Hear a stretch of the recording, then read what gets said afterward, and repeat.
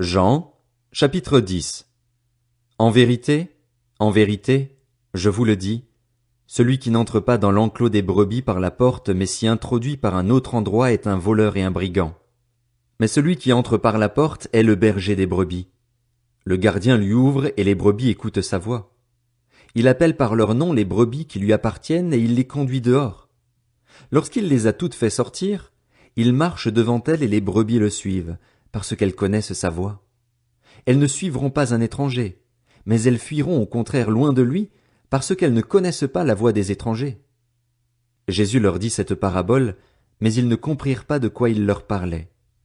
Jésus leur dit encore, en vérité, je vous le dis, je suis la porte des brebis. Tous ceux qui sont venus avant moi sont des voleurs et des brigands, mais les brebis ne les ont pas écoutés. C'est moi qui suis la porte. Si quelqu'un entre par moi, il sera sauvé. Il entrera et sortira, et il trouvera de quoi se nourrir. Le voleur ne vient que pour voler, égorger et détruire.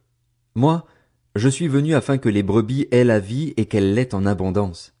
Je suis le bon berger. Le bon berger donne sa vie pour ses brebis. Le simple salarié, quant à lui, n'est pas le berger et les brebis ne lui appartiennent pas. Lorsqu'il voit venir le loup, il abandonne les brebis et prend la fuite. Alors le loup s'en empare et les disperse. Le simple salarié s'enfuit, car il travaille pour de l'argent et ne se soucie pas des brebis. Moi, je suis le bon berger. Je connais mes brebis et elles me connaissent, tout comme le Père me connaît et comme je connais le Père. Je donne ma vie pour mes brebis. J'ai encore d'autres brebis qui ne sont pas de cet enclos.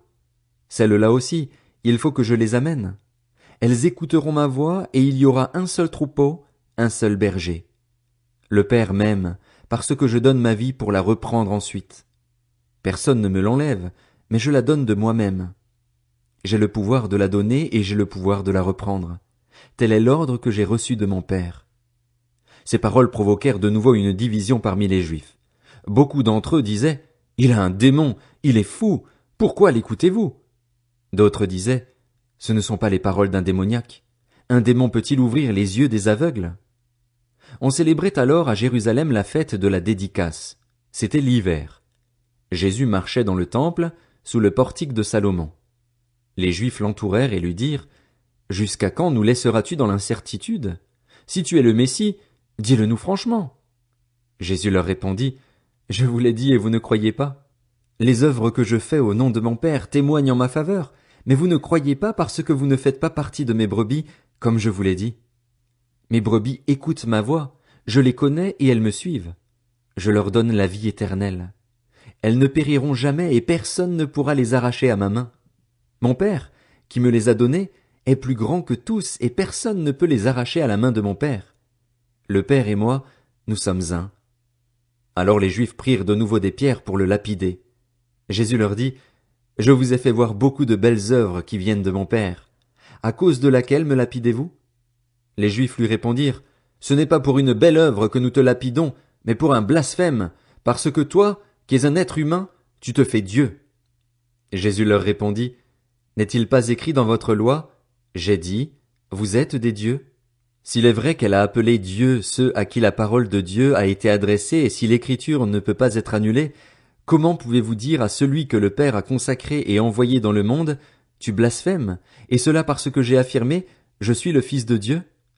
Si je ne fais pas les œuvres de mon Père, ne me croyez pas. Mais si je les fais, même si vous ne me croyez pas, croyez à ces œuvres afin de savoir et de reconnaître que le Père est en moi et que je suis en lui. » Voilà pourquoi ils cherchaient encore à l'arrêter, mais il leur échappa. Jésus retourna de l'autre côté du Jourdain, à l'endroit où Jean avait d'abord baptisé, et il y resta. Beaucoup de gens vinrent vers lui. Ils disaient « Jean n'a fait aucun signe miraculeux, mais tout ce qu'il a dit à propos de cet homme était vrai. » Et là, beaucoup crurent en lui.